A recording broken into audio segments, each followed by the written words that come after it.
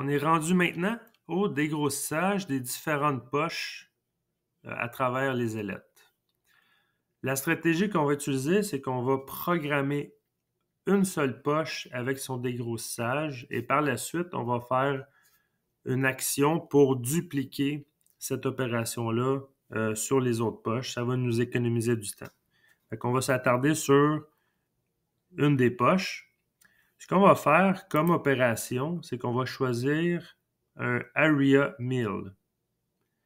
En cliquant dessus, il va nous demander, un peu dans le même style que le parcours dynamique, les régions à usiner. Vu qu'on est dans une poche, un pocket, on va devoir lui dire qu'on veut rester à l'intérieur de la zone d'usinage. Je vais devoir cliquer sur la flèche blanche et choisir une chaîne au fond de ma poche. Un peu le même principe que tout à l'heure pour les contours. La bonne méthode est d'utiliser le bas du mur comme chaîne. Comme ça, on va rester en incrémental à 0. Je vais m'assurer d'être en wireframe et C-plane. Je vais choisir n'importe quelle poche et je vais sélectionner la chaîne du bas. Ensuite, vous pouvez changer la direction de la flèche pour être en mode avalant. On va faire le crochet.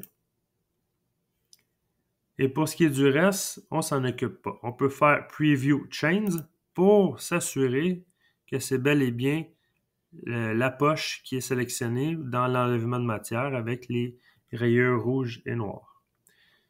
Et je vais faire le crochet. Pour mon outil, on va prendre un outil dans la librairie de 3,16 de diamètre, un N1000. Encore une fois, ici, les paramètres, vous pourrez les ajuster selon la charte et selon les besoins. On va aller dans le code paramètres. Dans le code paramètres, la seule chose qui reste à changer pour cette option-là, c'est la quantité de matière qu'on va laisser sur les murs. On va le mettre à 15 millième. Et pour les planchers, on va le laisser à 0, comme le parcours dynamique qu'on a fait au début.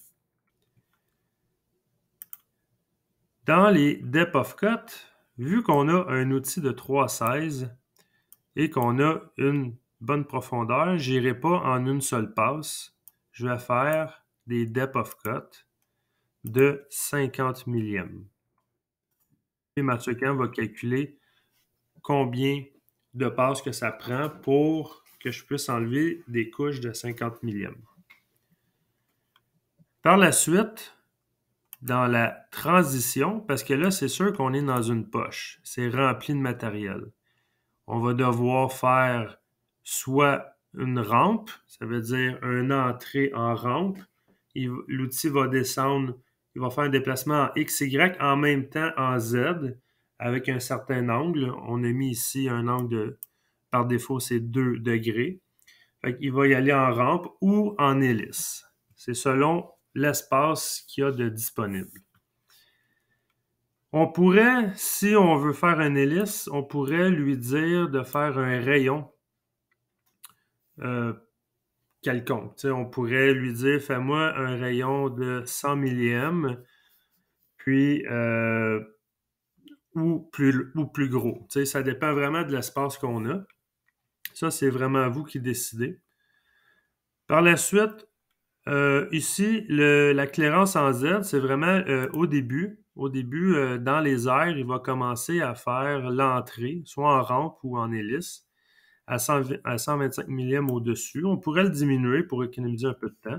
On pourrait le mettre à 50 millième, par exemple. On pourrait changer l'angle pour être un petit peu plus agressif, mais on va le laisser à 2 degrés. Et ici, c'est là que si jamais il n'y a pas assez d'espace, puis qu'il ne fait pas l'entrée en hélice, c'est que ici, ça dit skip pocket smaller than. C'est qu'en réalité, s'il n'y a pas assez d'espace pour faire soit sa rampe ou son hélice, il va tout simplement ne pas usiner la poche. Fait que c'est ici qu'on peut régler soit le pourcentage ou une quantité en millième pour lui dire, OK, à tant de pourcents par rapport au diamètre, tu peux y aller pareil. Fait que ça va être réglé au cas par cas. On va le laisser à 0 pour commencer. On va voir qu'est-ce que ça donne. Il me reste le linking paramètre à régler. La clairance est à 2 pouces. On va cocher au début et à la fin seulement pour le 2 pouces. Le retract, le feed plane, top of stock, on va le laisser comme ça, puis on va voir tantôt qu'est-ce que ça donne. Et ce qui est important, c'est le depth, la profondeur. Il faut être en mode incrémental parce qu'on a choisi le bas de la chaîne. Alors, incrémental à 0, il va suivre la chaîne pour sa profondeur. Et je vais faire le crochet. Là, on voit ici qu'il y a un petit problème. C'est que là, le vert, ça, c'est la rampe, OK? Fait qu'il va descendre en rampe pour creuser. Mais là, évidemment, il commence très haut. Là. Il commence au-dessus de la pièce.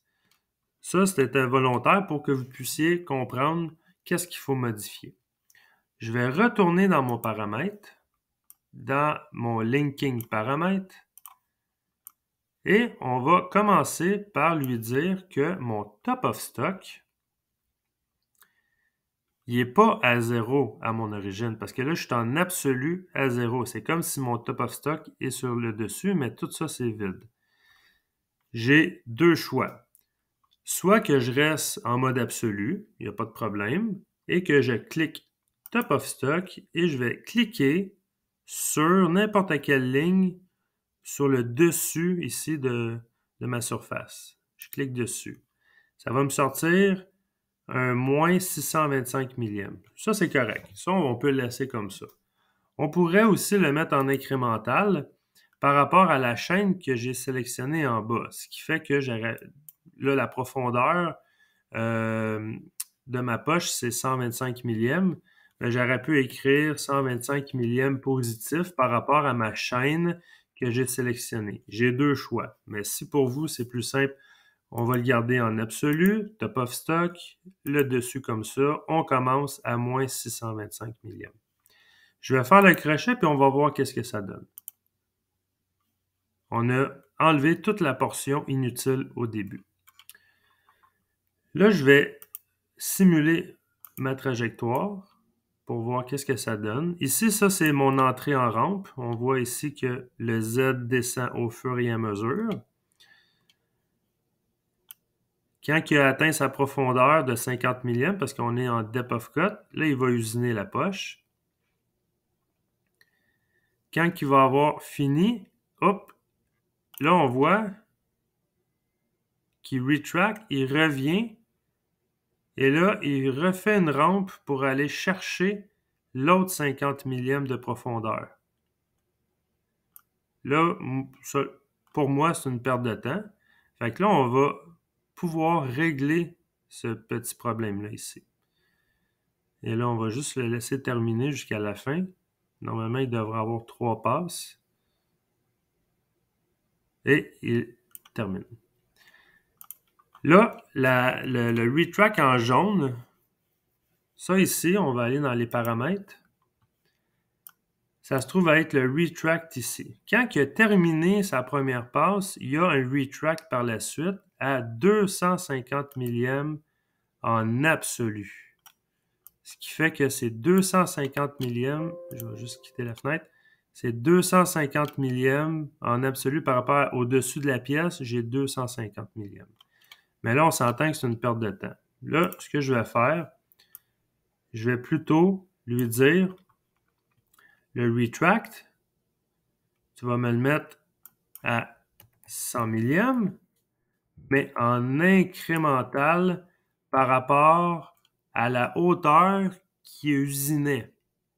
OK, on a fait 3 passes à différentes hauteurs, mais si on met le retract à 100 millièmes en incrémental, ça veut dire qu'il va toujours relever seulement de 100 millièmes par rapport à où est-ce qu'il a usiné. Et là, on va pouvoir faire le crochet, on va régénérer, puis on va voir qu'est-ce que ça donne. Il descend en rampe. Là, il est en train d'usiner la poche. On va juste aller voir plus en angle comme ça ici.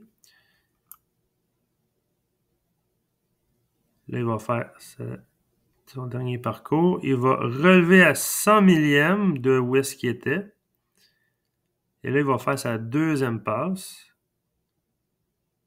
Il va relever de 100 millièmes de où est-ce qu'il est. On voit qu'il descend plus bas là, que tantôt.